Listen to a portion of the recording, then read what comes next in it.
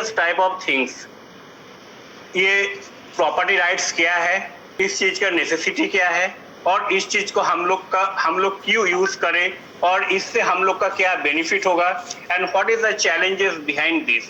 तो ये जो लेक्चर है, इस लेक्चर के जरिए मैं पूरा चीज को कवर करने का कोशिश करूंगा। I think all of you are going to enjoy the lecture. तो चलिए चालू करते हैं आज का लेक्चर। जैसे आप सभी को मालूम है, ये जो स्क्रीन आप लोग का सामने दिख रहा है, ये क्या है? These are the basic needs of our life. हम लोग का डे टू डे लाइफ में जो चीज का जरूरत होता है, रोटी, कपड़ा एंड मकान। तो ये है, दिस इज द मकान, this is the job which is our very necessity things. और उसका बाद this is the land. These are nothing but the basic needs of our life. और इस चीज को, लाइफ को और स्मूथ बनाने के लिए हम लोग को क्या चाहिए? We are in need of money, bank deposit, ornaments and cars. What are they? They are nothing but the property. तो ये दोनों चीज जो आप लोग का सामने दिखाया गया है, our day to day life में जो बेसिक नीड्स है या जो प्रॉपर्टी है, इस चीज में हम लोग चाहते हैं ये चीज मेरा ही रहे, और इस चीज को कोई गलत तरीके से कैप्चर कर ना पाए। If someone tries to capture all the things, then we have to take the help of the constitutions. And जैसे हम सभी को मालूम है, doctor B R Ambedkar sir ने इंडियन कॉन्स्टिट्यूशंस को डेवलप किया था, और इसका जरिए आज हमारा डे टू डे लाइफ में जो भी प्रॉब्लम्स होता है, तो हम लोग का तरफ से जो प्रॉब्लम्स सॉर्ट आउट करना पॉसिबिलिटी नहीं होता है, वो चीज हम लोग लेके जाते हैं लॉ एंड कॉन्स्टिट्यूशन के पास। इसी तरीके से हम लोग का जो बॉडी का जो सबसे इम्पोर्टेंट चीज है, वो चीज क्या है? मेरा दिमाग, मेरा माइंड। और इस चीज से हम लोग बहुत सारा काम कर सकते हैं। जैसे हम लोग कोई चीज लिख सकते हैं, जैसे मेरा दिल का बात को मैं इस चीज को इंटरप्रेट कर सकता हूँ, और उसके जरिए जिसका गाना सिंगिंग हैबिट है, they can compose the music. और जो कुछ नया करना चाहते हैं, जिसका दिमाग में कुछ टेक्निकल, जिसका दिमाग में कुछ चलते रहता है, तो वो लोग क्या करते हैं? कुछ चीज को इन्वेंट करते हैं। लेकिन यहाँ पर और एक बात आता है, what is about it's protection. इस चीज को कौन प्रोटेक्ट करेंगे? हमारे इंडियन कॉन्स्टिट्यूशन में इस तरीके का कोई चीज नहीं है जो मेरा दिमागी तौर में जिस चीज को मैं कर सकता हूँ। जैसे यहाँ पर जो चीज है, एक किताब, अब रविंद्रनाथ टैगोर ने गीतांजलि लिखे थे, लेकिन ये जो चीज है गीतांजलि, ये कोई no one can write the things of that level. तो दैट मीन्स यहाँ पर हम लोग थोड़ा सा इस चीज को स्टडी करें तो we can see it but we can not touch it. जैसे म्यूजिक, ये भी मेरे दिमाग से इस चीज को निकालता है। That is the things which we can not touch. उस चीज को कौन प्रोटेक्शन देता है? इस चीज को प्रोटेक्शन देता है इंटेलेक्चुअल प्रॉपर्टी राइट्स। और इसी चीज को कंट्री टू कंट्री ये चीज वैरी होता है, और इस लेक्चर में मैं basically intellectual property rights and intellectual properties, how it is applicable in case of our country in India, वो चीज मैं रिप्रेजेंट करने का कोशिश करूंगा। तो चलिए देखते हैं ये इंटेलेक्चुअल प्रॉपर्टी क्या होता है। The intellectual property refers the creation of the mind such as invention, literary and artistic work, designs, symbols, names, image used in the commerce। ये जो चीज है, ये इंटेलेक्चुअल प्रॉपर्टी, जैसे मैं मेरा प्रीवियस स्लाइड में भी आपको जो बोला, this is nothing but the creation of mind.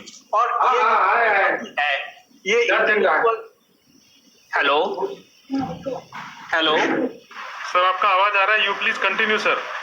तो इस चीज, तो इंटेलेक्चुअल प्रॉपर्टी के जरिए हम लोग इस चीज को क्या कर सकते हैं? कंट्रोल कर सकते हैं। और इस चीज को कौन कंट्रोल करेंगे?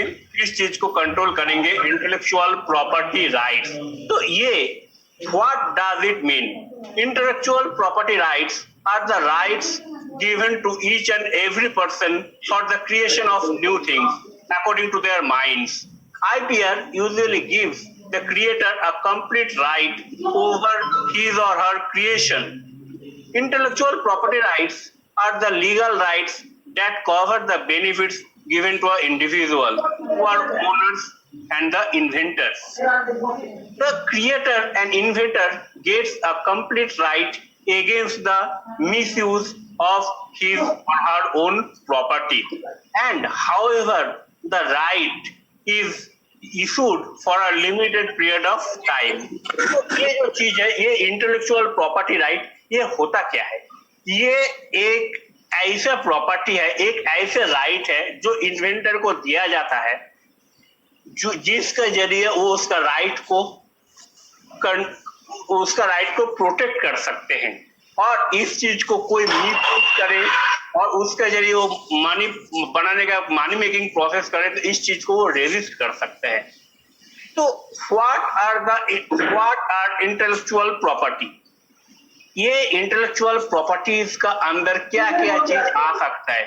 दे are the industrial design, scientific discoveries, protection against unfair protection, literary, artistic and scientific works, invention in all the fields of human endeavor, trademarks, service marks, commercial name and designations. That means ये जो what are into the intellectual property right, intellectual property right का अंदर जो चीज है, they are industrial science, scientific discoveries, जो मैं पहले भी आपको डिस्कस किया, और आगे चलते हैं हम लोग. What is the concept of intellectual property? It is an intangible property. It can be described as the property because it is capable of sale, purchase and mortgage. यहाँ पर मैं आपको एक चीज ऐसे एक कॉन्सेप्ट क्लियर कर देना चाहता हूँ. There are two type of properties. यहाँ पर दो तरीके का प्रॉपर्टी होता है. एक होता है इंटेंजिबल प्रॉपर्टी, एक होता है non intangible property. That means कोई चीज को कोई चीज को मैं टच कर सकता हूँ, फील कर सकता हूँ, लेकिन को मैं टच नहीं कर सकता. उस चीज को मैं सिर्फ फील ही कर सकता हूँ.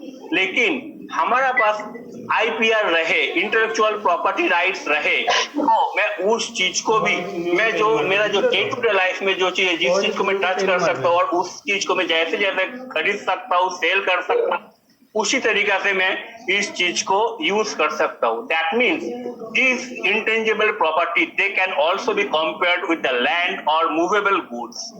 The owner of the IP have exclusive rights over its intangible properties. That means किसी का पास IPR है, कोई इन्वेंटर का पास IPR है, तो उसका जरिए वो उस चीज को इंटेंजिबल प्रॉपर्टी का तरीका ही उस चीज को वो यूज कर सकता है. Why intellectual property is important? Intellectual property is critical or fostering invention. Without protection of ideas, business and individual would not reap the full benefits of their invention and would focus less on the research and development. The artist who would not fully be compensated for their creations.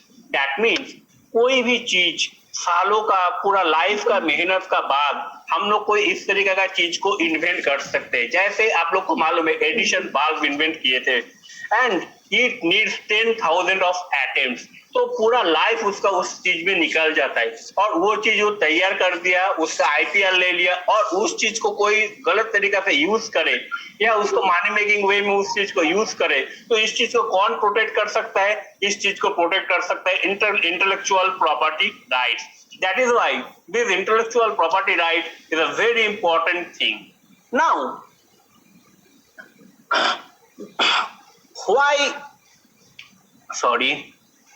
ये जो है, what is the need of the patent? To protect the creativity of the individuals, to protect their invention from being copied, to provide the full benefit towards the inventor. इसी तरीका से यहाँ पर हम लोग इस चीज को और 2-3 तरीके से डिवाइड किया जाएगा, और हर एक चीज को मैं आपको एक्सप्लेन करने का कोशिश करूंगा मेरा नेक्स्ट स्लाइड्स में. जैसे हम लोग maximum of us, I think we are all, maximum of the participants of the faculty members, and we are all pursuing our research work. तो हम लोग, हमारा पेपर को पब्लिश करते हैं और यहाँ पर हम लोग का पास क्या होता है, कॉपीराइट आता है। That means if someone tries to copy paste my article, मेरा पेपर को कोई कॉपी पेस्ट कर लेता है तो उसके जरिए मैं कॉपीराइट का जरिए मैं उस चीज को प्रोटेक्ट कर सकता हूं। ये जो है यहाँ पर मैं आप लोग का सामने जो चीज साझा करने जा रहा हूं वो है how many type of intellectual property rights are there. Intellectual property rights can be classified into 4 categories, basic 4 categories. What are they?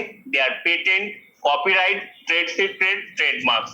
यहाँ पर मैं आप लोग को और एक चीज बोलना चाहूंगा, यहाँ पर और एक पॉइंट आ सकता है वो है डिजाइनिंग।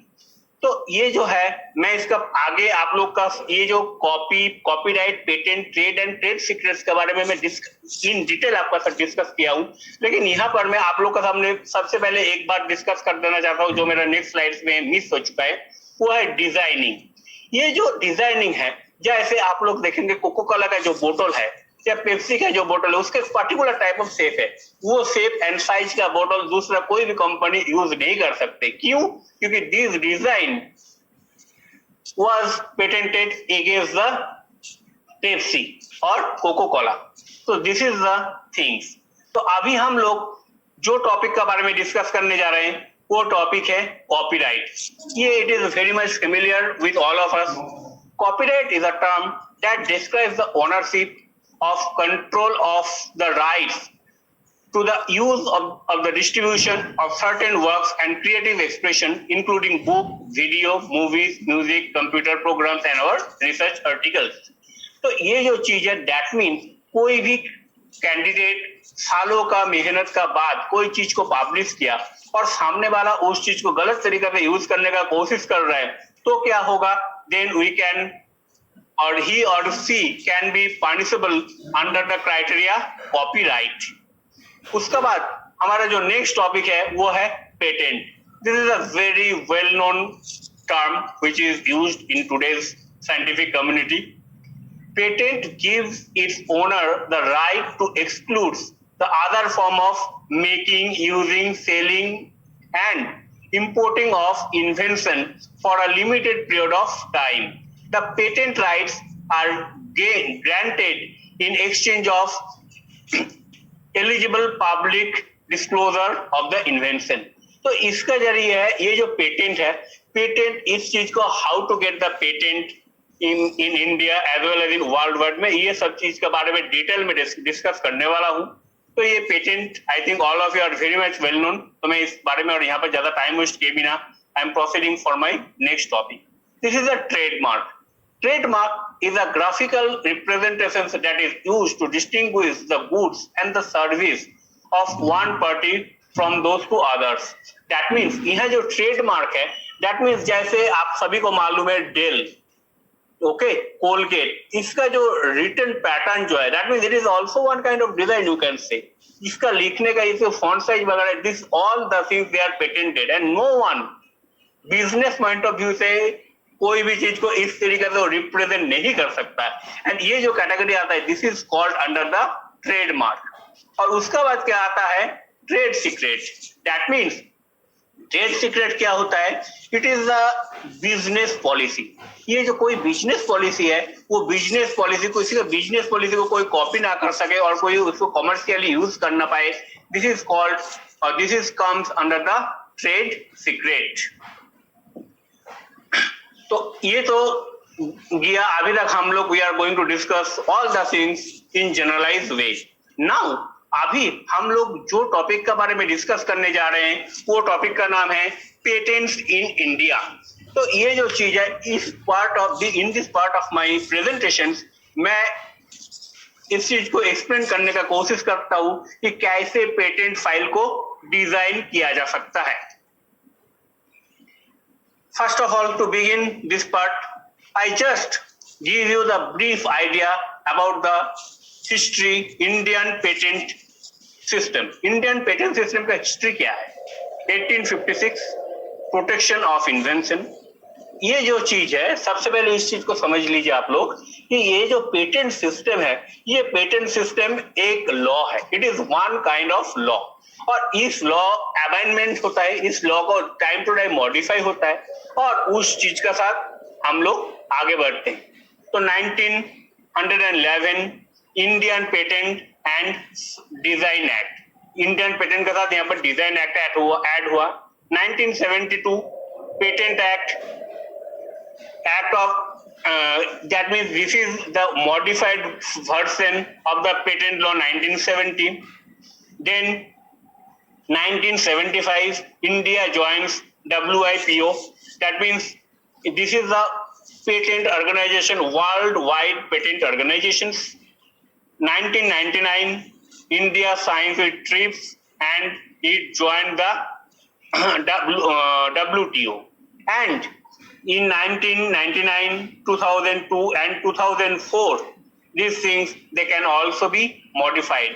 और ये जो पेटेंट का जो राइट्स होता है, ये पेटेंट का राइट उसका ऑनर के बाद 20 साल का लिए रहता है।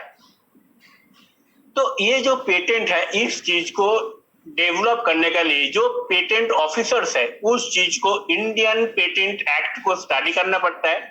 Indian patent act 1970, it can B divided into 23 chapters and यहाँ पर क्या होता है, there are 162 sections are there, यहाँ पर 162 sections आते हैं। जो यहाँ पर मैं आपको एक बात बोलना चाहूंगा, जो पेटेंट ऑफिसर जो रहते हैं, तो जैसे हम लोग पुलिस का जॉब ज्वाइन कर या मिलिट्री का जॉब ज्वाइन करने का बाद हम लोग को ट्रेनिंग लेना पड़ता है, इसी तरीके से जो इंडियन पेटेंट ऑफिसर्स जो रहता है, वो लोग को भी they also have to go through training process. And इसका जो ट्रेनिंग प्रोसेस होता है, ये नागपुर में होता है।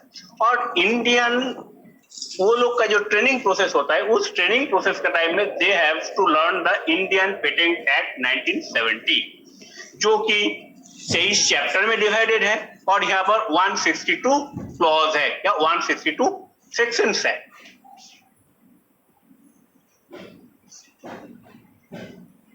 हेलो हेलो, हाँ सर बोलिए, आपका आवाज आ रहा है। Now O sir, India works as an You are audible, sir. searching authority ISA under the Patent Corporation Treaty PCT. That means इस चीज को मैं आपको समझाने का कोशिश करता हूँ। ये जो WPO में आपको बोला, ये क्या होता है, ये जो टोटल पेटेंट सिस्टम है, वर्ल्ड वाइड ये पेटेंट सिस्टम को ये हैंडल करता है। और वो क्या करता है, कोई कोई कंट्री को जो अच्छा काम कर रहा है इस फील्ड में, वो लोग they are considered as the international searching authority. That means ये इंडिया में जो पेटेंट ऑफिस है, ये इंडियन जो पेटेंट ऑफिसर्स है, selected some one of them, they are applicable as the international searching authority ISA, which comes under the PCT, that means Patent Corporation Treaty. Okay, that means यहाँ पर मैं आपको और एक चीज बोलना चाहूंगा कि ये जो पेटेंट सिस्टम है, ये ग्लोबली भी इस चीज डिपेंडेंट होता है। ये ग्लोबली किस तरीके से इस चीज को डिपेंड होता है, that means if it is under the PCT, then ये जो ISA का जरिए ये इसका पास कोई रिपोर्ट आ जाता है, तो they can get the priority in case of filing the patent. Basically, India में there are 4 main offices are there. They are at Delhi, Chennai, Kolkata and Mumbai. उसके बाद आप गूगल सर्च करेंगे तो आपको बहुत सारे ऑफिसेस देखेंगे. They are the sub offices of these. And इसका जो मेन वेबसाइट है वो है www.ipindia.nic.in. तो कभी भी कोई भी गवर्नमेंट ऑफिस होता है तो लास्ट में gov.in या nic.in रहता है. This is the symbol of this. Now ये जो इन्वेंशन जो होता है, ये इन्वेंशन कोई होता है these are the patentable and कोई होता है these are the non patentable. तो यहाँ पर मैं सबसे पहले आप before going into details of the patent process, मैं आप लोग का पास ये टॉपिक क्लियर कर देना चाहता हूँ कि कौन सा डिस्कवरी नॉन पेटेंटेबल डिस्कवरी है. Arrangement and rearrangement of any known way related to atomic energy, injurious to public health, contrary to natural laws, based on traditional knowledge, just theory or based on known theory. That means कोई भी छोटा मोटा theory को मैं modify कर दिया और मैं उसको पेटेंट के लिए अप्लाई कर दिया तो वो पेटेंटेबल नहीं होगा। उस चीज के लिए इंडस्ट्रियल उसको कॉम्पिटेबिलिटी होना चाहिए और उस चीज को ये ध्यान में रखते हुए इस चीज को हम लोग को कंसीडर करना पड़ेगा। It should not injurious to the public health and it could not in any kind of contrary of the natural laws. Then अभी बात आता है कि ये पेटेंट का बारे में हम लोग तो सुन लिए जान लिए, लेकिन कौन इस चीज के लिए एलिजिबल है? ठीक है, इस चीज के लिए कौन कौन एलिजिबल है? A business owner with an idea और प्रोडक्ट को पेटेंट, कोई भी बिजनेसमैन कोई भी प्रोडक्ट के लिए पेटेंट क्लेम कर सकता है। कोई भी रिसर्च साइंटिस्ट कोई फॉर्मूला वगैरह बनाए तो ही और she can also claim the patent. The professional with a new idea of software can also be eligible for compiling a patent. MA और PhD holders, कोई भी लेवल का रिसर्च स्टूडेंट उसका फॉर्मूला या पेपर्स या composition को वो patent का दायरे में आता है। कोई भी student of whether it could be school level or whether it could be college level, he or she can be eligible for filing a patent. तो यहाँ पे मैं क्या कंक्लूड कर सकता हूँ? एक चीज देखिए, this eligibility of the patent criteria does not know any rules, regulation or criteria against it. That means इस आपका दिमाग में कोई भी इनोवेटिव आइडिया हो, then and then you are eligible for filing up a patent. Next slide में मैं आप लोग का सामने एक एग्जांपल देता हूँ। ये जो लड़का आपका सामने बैठा है, ये लड़का का नाम है हृदयेश्वर सिंह भाटी। ये एक जयपुर बेस्ड लड़का है। इसका जन्म 3 सितंबर 2002 में हुआ है and he is not also fully fit, though at the age of 9 he has invented a chess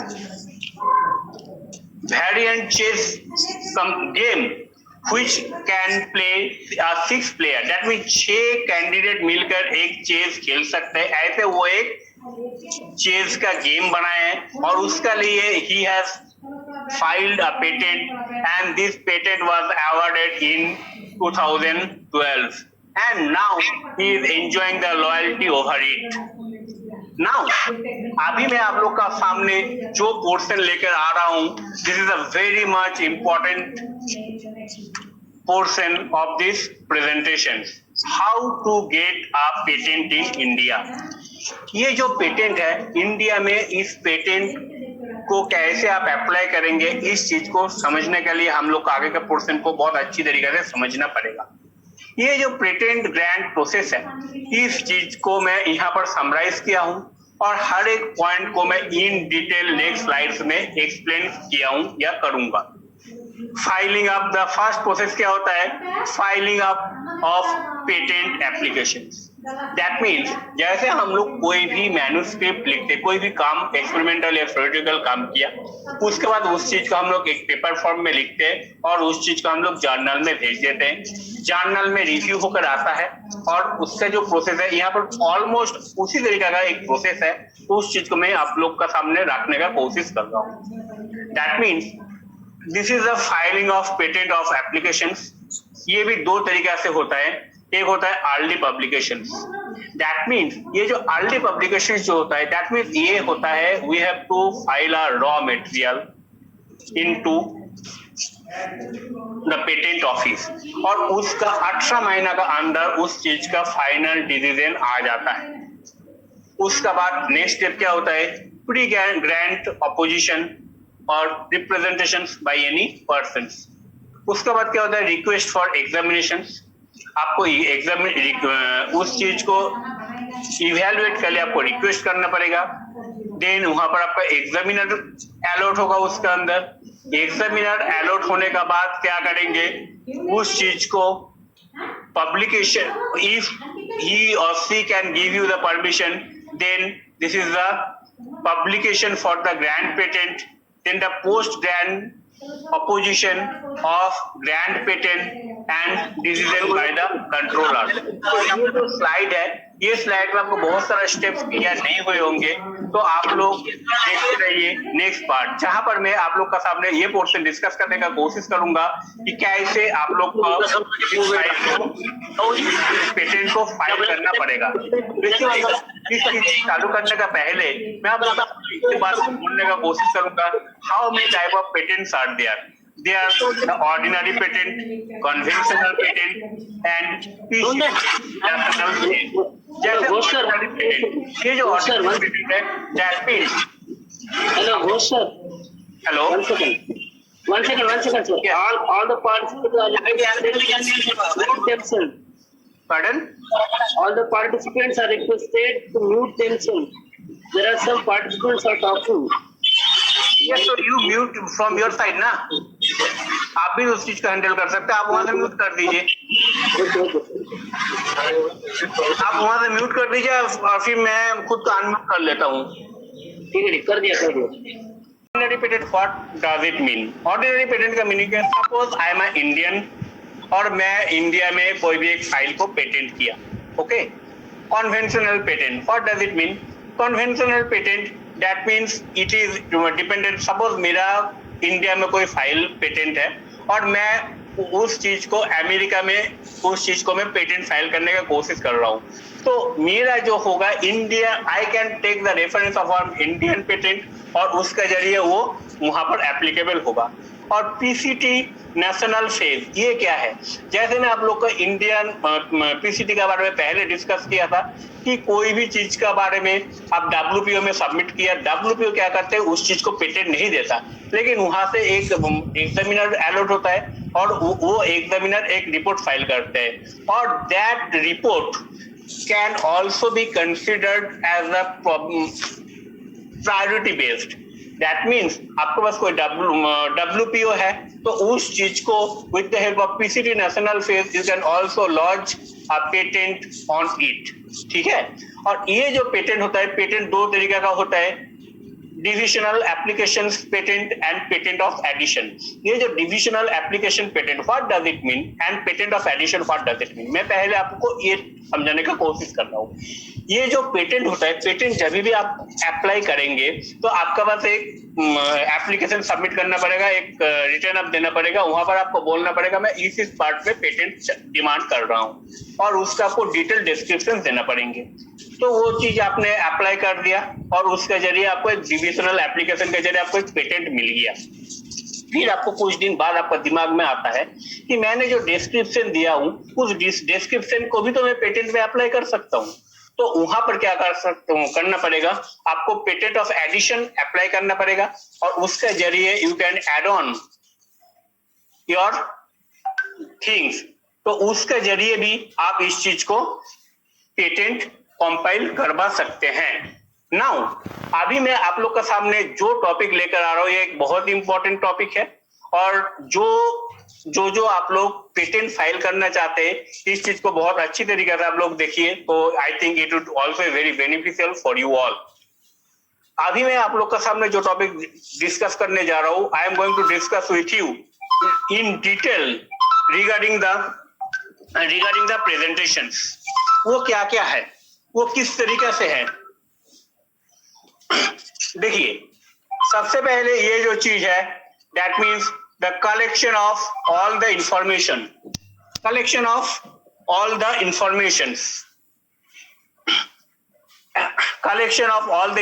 about your invention, such as area of invention, description of invention and how it works, advantages of the invention। that means जब भी आप कोई patent file करने जाएंगे तो आपको इस बारे में आपको डिस्क्राइब करना पड़ेगा। What are they? They are the area of invention, description of the invention. That means आप जो चीज को इन्वेंट करने का कोशिश कर रही है, जिस चीज का पेटेंट फाइल करने का कोशिश कर रहे हैं उसके बारे में टोटल डिस्क्रिप्शन, ये कैसे वर्क करता है और ये जो इन्वेंशन आपने किया ये how it beneficial for the society.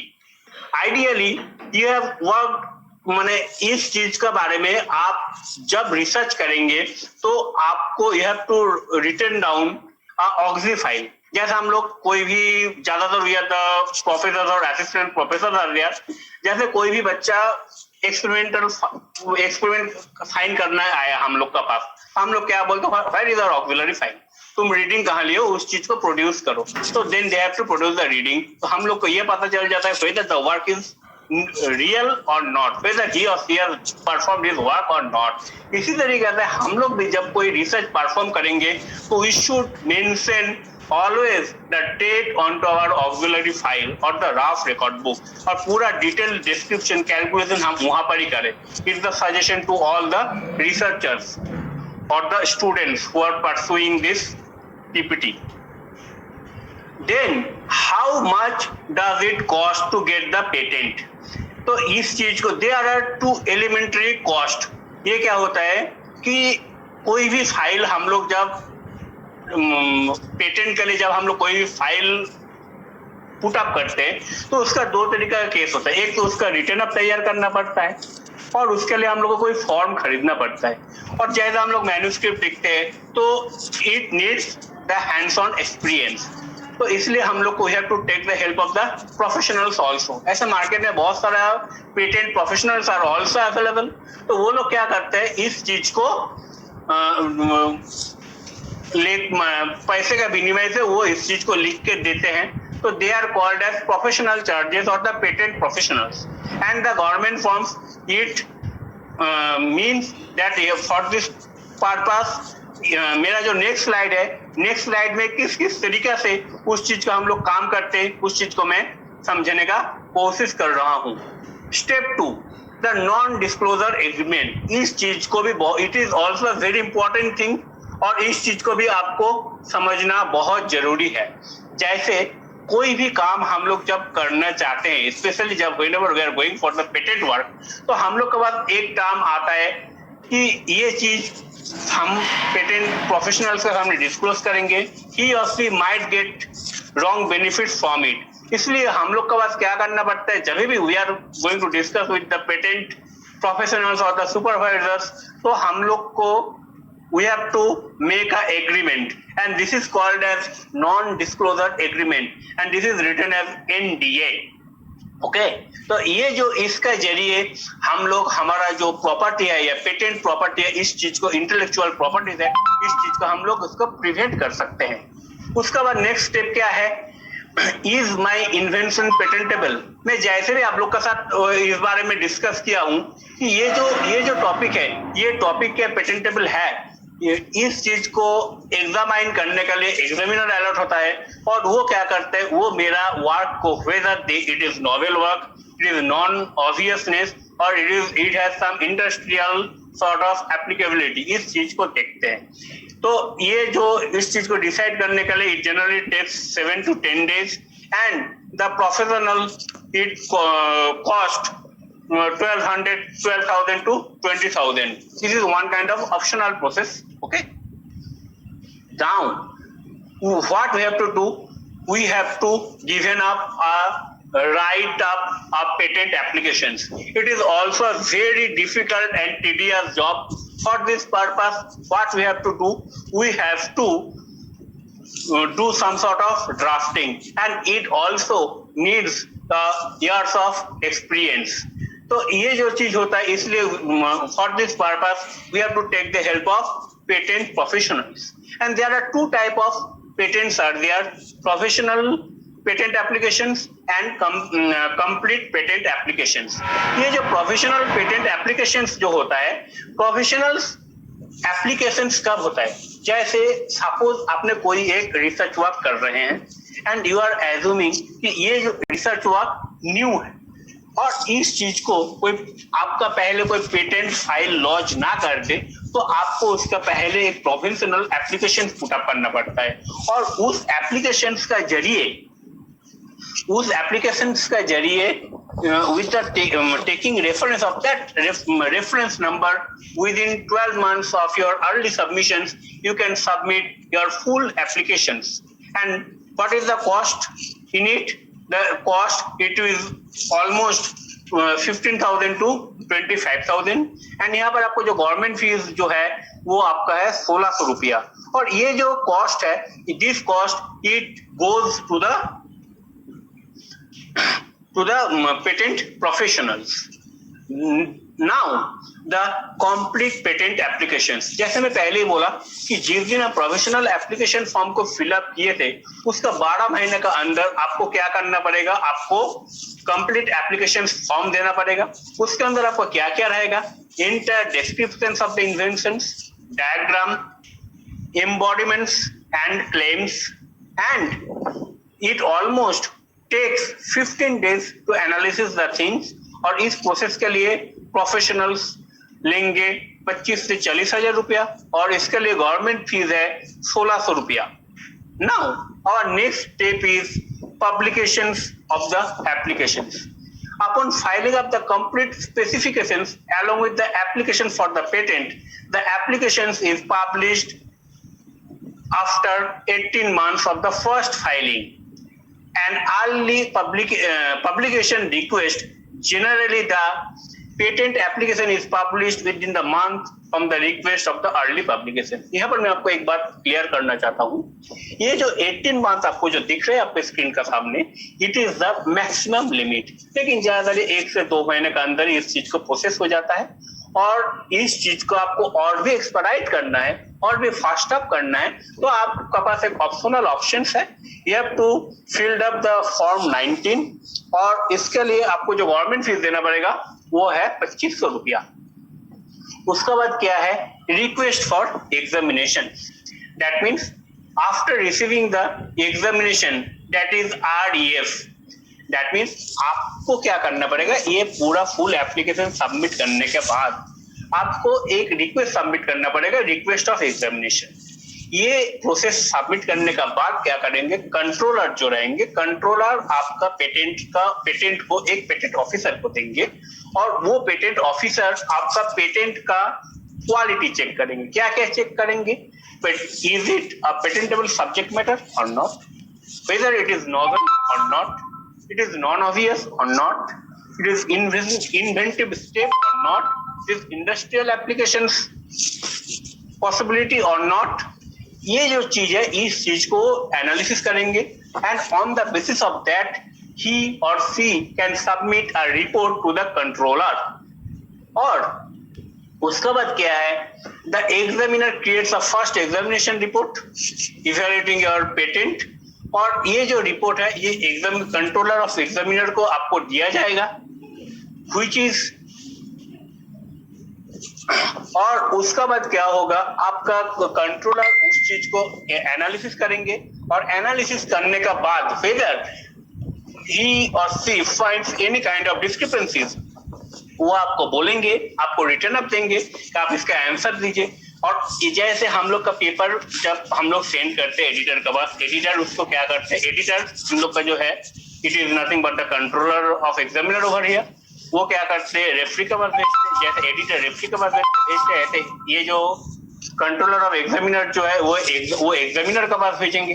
Examiner जैसे हम लोग एग्जामिनर क्या करेंगे, it is same like our paper, वो फिर आपका एग्जामिनर के पास वो रिपोर्ट भेजेंगे, एग्जामिनर आपके पास रिपोर्ट भेजेंगे, जैसे एडिटर मेरे पास कमेंट भेजते हैं, फिर हम लोग क्या करते हैं उस कमेंट को आंसर देते हैं, फिर वो उस चीज को दोबारा एनालिसिस होता है और if it is finding suitable for the paper then it is published. So like this way if the same, और उसी तरीके से if we can satisfy the all objections of the controller, then the patent applications is ensured or it is cleared and the inventor has fair chance to prove his point, establish the novelty and the inventive step over the existing parts। Upon finding the patent application in order to the grant of the applications is patented and the applications grant of patent, the application should be placed in order to grant the and it is found the meeting all patentability requirement। तो ये सब requirement को fulfil करता है तो क्या होता, controller ये जो है पेटेंट को ग्रांट करता है and we are going to get a certificate like this. So this is all about the various type of difficulties and challenges whatever we have found during this total process. और इसका बाद इस patent को maintain करना भी एक बहुत difficult job होता है. We have to be very careful in handling up all the things and we have to be very careful. जब मेरा पेटेंट का ड्यूरेशन खत्म हो रहा है तो उस चीज को दोबारा रिन्यू करना पड़ेगा. और ये जो चीज है इस चीज को कुछ टेक्निकल प्रॉब्लम्स का जरिए मैं क्रेजी फिजिक्स में इस चीज को लाइव करवा नहीं पाया, बट ये वीडियो को मैं जरूर वहां पर अवेलेबल करवा दूंगा and it is available in this channel also. Okay, so first of all I want to acknowledge Dr. Rajesh Joshi, Assistant Professor, Department of Physics, for providing me this facility, and my special thanks to Mahatma Phule Mahavidyalay, Kingaon, to the principal sir, IQSC coordinator, and Prabhakar sir for giving me a chance to present the things, and thank you very much to you all.